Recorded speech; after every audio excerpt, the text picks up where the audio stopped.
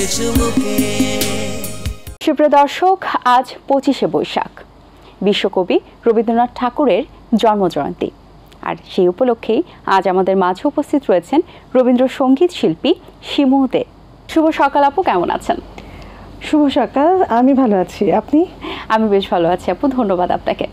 আপু, আজকের দিনটা অনেক বেশি স্পেশাল, রবীন্দ্রনাথের জন্মজয়ন্তী, এবং এই দিনটা আসলে খুব স্পেশালভাবেই সকলেই পালন করে থাকেন, এবং স্পেশালি যারা রবীন্দ্রসঙ্গীত শিল্পী রয়েছেন, রবীন্দ্রসঙ্গীতের সাথে আছেন, তাদের ভালো লাগাটা আরও বেশি।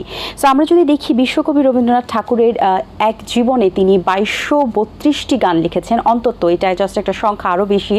সো এই আজীবন যে জ্ঞানের যে তার পিপাসা ছিল, জ্ঞান যে আমরা তার কাছ থেকে যে সৃষ্টির ভান্ডার, সমগ্র কিছু মিলিয়ে আপনি কতটুকু উপলব্ধি করেছেন আপনার জায়গা থেকে? আসলে 2200 আর একটু বেশি তো শুধু তার গান, এছাড়াও রয়েছে তার অসংখ্য কবিতা, রচনা, উপন্যাস, নাটক, সব কিছু মিলে মানে একটু একটু করেও যদি তার কাছ থেকে ধার নেই, জীবনের চলার পথে আমার সঙ্গে মিলে যায় না, কিংবা আমি সেখান থেকে জ্ঞান নিতে পারছি না, এরকম হয় না আসলে।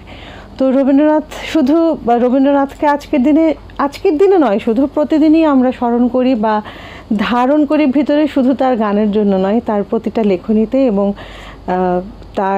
তার কাছ থেকে কিছুই শিখতে পারিনি যদিও, যা মানে প্রতিটা লাইনেই, প্রতিটা শব্দেই একটু একটু করে যদি ভিতরে ধারণ করতে পারি, তাহলে বাঁচার যে কঠিন পথ, সেগুলি একটু সহজ অনুভব করি। আজকের দিনটি কিভাবে পালন করার ইচ্ছে রয়েছে? 25শে বৈশাখ মানে আমাদের কাছে তাকেই স্মরণ করবার, তার ফুল দিয়ে তাকে স্মরণ করবার একটি বিশেষ দিন। তো এই যে আজকে সকাল যেমন শুরু হলো এই টেন বাংলার মাধ্যমে, সেরকম আরও বেশ কিছু অনুষ্ঠান, গান, এই নিয়েই সারাদিন কেটে যাবে। শুধু আজ নয়, আরও মানে গতকাল যেরকম গেছে, হয়তো সামনের আরও কিছু দিন এরকম যাবে। ভালোবাসার যে অনুভূতিটা রবীন্দ্রসঙ্গীতের প্রতি, রবীন্দ্রনাথের প্রতি, এবং এই যে সাধনার যে জায়গাটা আপনি বিরাজ করছেন, চলার পথটাতে প্রতিনিয়তই নতুন কিছু শিখছেন, উপলব্ধি করার যে শেষটা, যে তৃপ্তিটা, সেটা কখনোই মিটছে না। এই ব্যাপারটা এবং ভালোবাসার সৃষ্টিটা কখন কোথায় থেকে হয়েছিল? ভালোবাসার সৃষ্টি হয়েছে না বুঝে। ওই যে আমাদের মানে মানুষের জীবনে হয় না, না বুঝে প্রেমে পড়ে যায়। তো রবীন্দ্রনাথের প্রতি আমার প্রেমে পড়াটা না বুঝে, কিন্তু একটু একটু করে যখন বড় হয়েছি, রবীন্দ্রনাথকে পড়েছি, জেনেছি। আমি যেহেতু রবীন্দ্রসঙ্গীতেই লেখাপড়া করেছি, অনার্স এবং মাস্টার্স, তো সব কিছু মিলেই একটু একটু করে যখন বুঝতে শুরু করছি, বড় হয়েছি, আরও জানতে শুরু করেছি যে এই গানটি লেখার পেছনের একটা ঘটনা আছে, কিংবা এই রচনাটির পেছনে একটি সত্য ঘটনা আছে। এরকম করে যত যত জানছি, ততই আরও বেশি ভালোবাসে পড়ে যাচ্ছি। গানের যে উচ্চারণ, শব্দচয়ন, সব কিছু বোঝা, আবেগ, এটা আসলে একটা শিল্পীর জন্য বা রবীন্দ্রসঙ্গীতে যারা আছেন তাদের জন্য কতটা জরুরি? প্রথমত, আমি খুব বেশি অভিজ্ঞ তা কিন্তু নয়। আমি শুধু গানটাকে বুঝে গাইবার চেষ্টা করি বা গানের ভেতরটাকে জেনে গাইবার চেষ্টা করি। আমার কাছে মনে হয় শুধু রবীন্দ্রনাথের গান নয়, আজকের দিনে যেহেতু রবীন্দ্রনাথের গানের ভাষাগুলো একটু কঠিন, রবীন্দ্রসঙ্গীতের কিংবা রবীন্দ্র রচনার কিন্তু আলাদা একটি শব্দার্থের বইও আছে, আমাদের বাংলা একাডেমিতেও আছে, আরও আছে, বিশ্বভারতীর বই আছে। তো সেইগুলোকে বলবো যে যারা রবীন্দ্রনাথের গান করছেন বা যারা করছে আর কি, আমাদের সামনের প্রজন্ম, তারা যেন একটু বুঝে বা শব্দের অর্থগুলো জেনে গানটি গায়, তাহলে হয়তো তাদের জন্য আত্মস্থ করবার মানে করাটা সহজ হবে এবং গানটি বুঝে গাইতে সহজ হবে।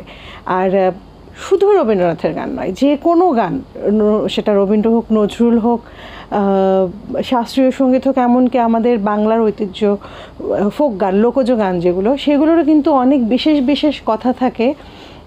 শুনতে মনে হয় সহজ কথা, কিন্তু সেটি আসলে অনেক ভিতরের কথা। সেই রকম করে বুঝে যদি আমরা প্রত্যেকটা গানই করি, যে কোনো গানই করি, আমার মনে হয় সেটা মানুষের সঙ্গে এই যে আবেগ ট্রান্সমিট যেটা হয়, বিনিময় যেটা হয়, সেটা সহজ হয়।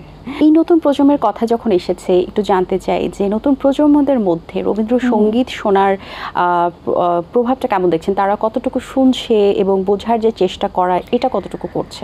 আশা তো রাখতেই হয় যে তারা কখনো শুনবে, কিন্তু আমি একটু আশাহত। আমার কাছে মনে হয় যে এই প্রজন্মের সব ছেলে মেয়ে না, কিছু মানে কিছু আছে যারা মন থেকে রবীন্দ্রনাথের গান শুনতে চায়, গান গাইতে চায় এবং ধারণ করতে চায়, কিন্তু আমার কাছে মনে হয়েছে বেশিরভাগটাই মানে ধারণ করার সংখ্যাটা কম, ধারণ করার সঙ্গে বেশিরভাগটাই রবীন্দ্রনাথের গান শোনেই না। আমার কাছে মনে হয়েছে এটা হয়তো আজকের দিনে আমার বলা ঠিক নয়, একটু নেগেটিভ, কিন্তু আমার কাছে মনে হয়েছে যে এটাও মানুষের মধ্যে যাওয়া উচিত। শুধু রবীন্দ্রসঙ্গীত নয়, রবীন্দ্র রচনা, রবীন্দ্র সাহিত্য, এগুলো যদি আমরা এরকম মিডিয়ার মাধ্যমে যদি নাটক আকারে, গল্প আকারে, যে কোনোভাবে যদি আমরা উপস্থাপন করতে পারি নতুন প্রজন্মের মধ্যে, সেই প্ল্যাটফর্মটা দিতে পারি, আমার মনে হয় শুনবে আবার। রাইট, এবং তাদের মধ্যে যত ভালোভাবে রিপ্রেজেন্ট করা যায় তারা কিন্তু তত ভালোভাবে সেটাকে উপলব্ধি করতে পারবে, যেটা প্রয়োজনীয়তা।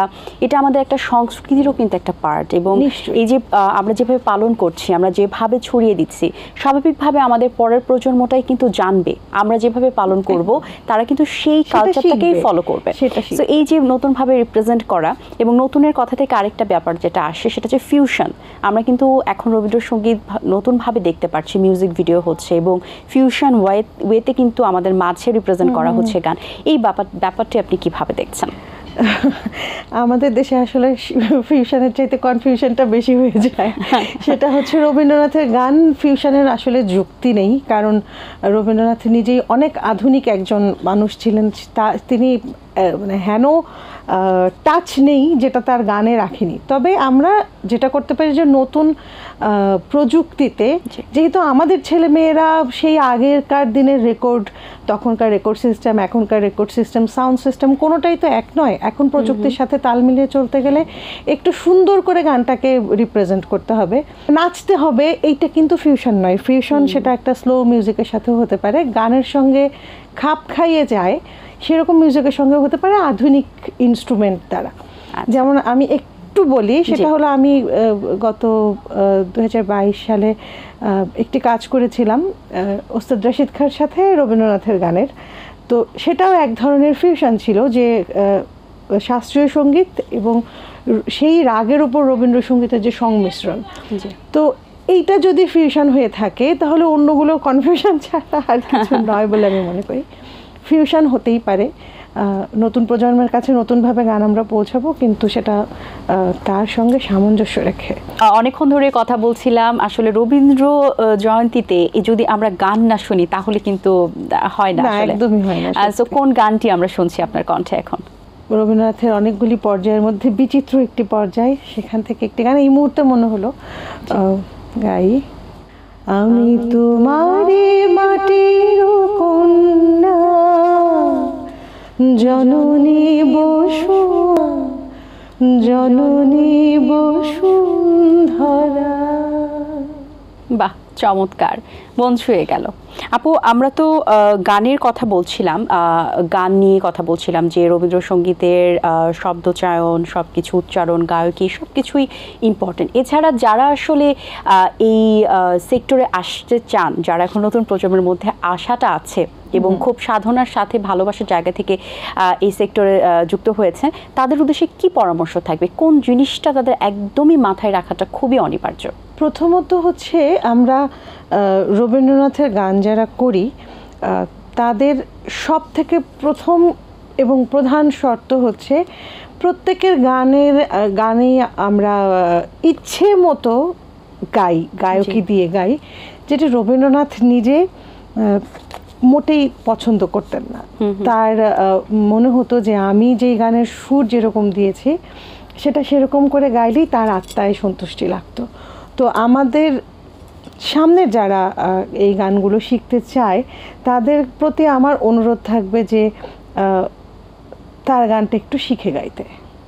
শুধু মানে ইউটিউব শুনে বা কোনো মাধ্যম শুনে গান না শিখে একটু আমাদের স্বরলিপির বই, এখন তো বইও লাগে না, হাতে একটা মুঠোফোনে একটু সার্চ দিলেই কিন্তু নোটেশন চলে আসে, সেই নোটেশনটা একটু পড়া শিখতে, শব্দ চয়নগুলোর ক্ষেত্রে একটু মনোযোগ দিতে, আর অবশ্যই কোনো গুরুর কাছে গিয়ে যদি একটু আয়ত্ত করে গাওয়া যায়, এটা আমার অনুরোধ।